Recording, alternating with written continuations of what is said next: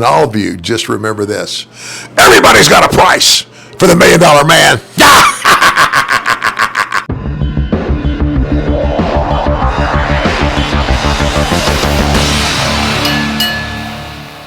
$1 Million Man, welcome. Good to be here. Of course, now I got to ask you now, who are your favorites growing up, wrestlers?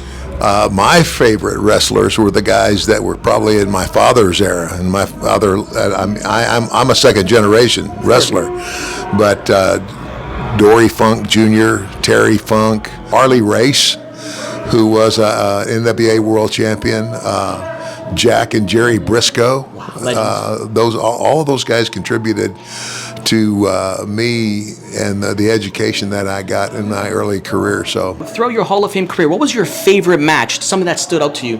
When you take into consideration how many matches, the list goes on. I mean, it's like we were traveling. I was doing 21 days, 21 cities, and it's hard to pick out a match. Right. But I would say this, that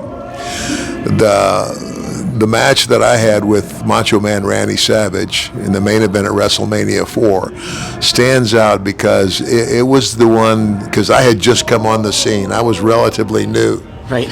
And that tournament was done, as you know, the storyline went that, Andre had beat Hulk.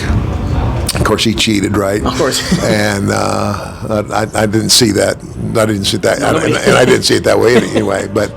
And then Andre, basically, I was proving that I could buy everything, including the world title. Exactly. And so I bought the belt from Andre. I paid Andre off. He gave me the belt. But then a week later, 2 weeks later, they take it off me. They go, they can't do that. So they can't give it back to Andre. He won't take it. No. They can't give it to Hogan because he lost. Of course. So what do? You have a tournament. Exactly. It's a new winner.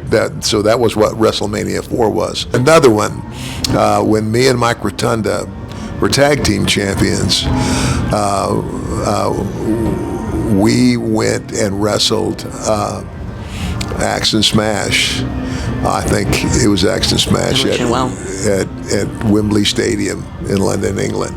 Doesn't get any bigger than that. Wow. Yeah, so 80,000 people. That's the largest crowd I ever wrestled. Yeah, especially in London as well. I gotta say now, since we're in Toronto, WrestleMania 6, you fought there in the Skydome, iconic. Now, how was the atmosphere there? Well, let me tell you what, that was awesome. And now that you mention that, there's another huge match. I mean, Jake the Snake and I wrestled at WrestleMania 6, and we had a tremendous match.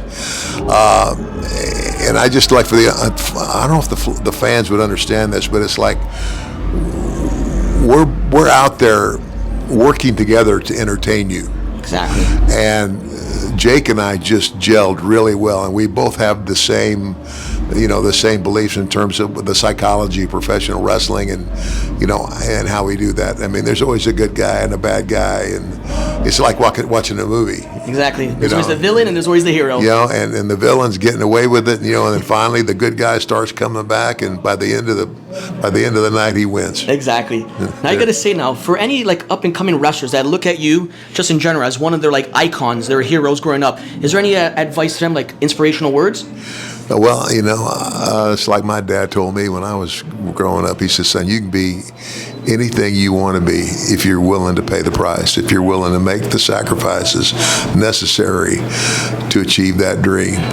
And for me, I was always an athlete. I went to college on a football scholarship, American football, and then I broke into wrestling, and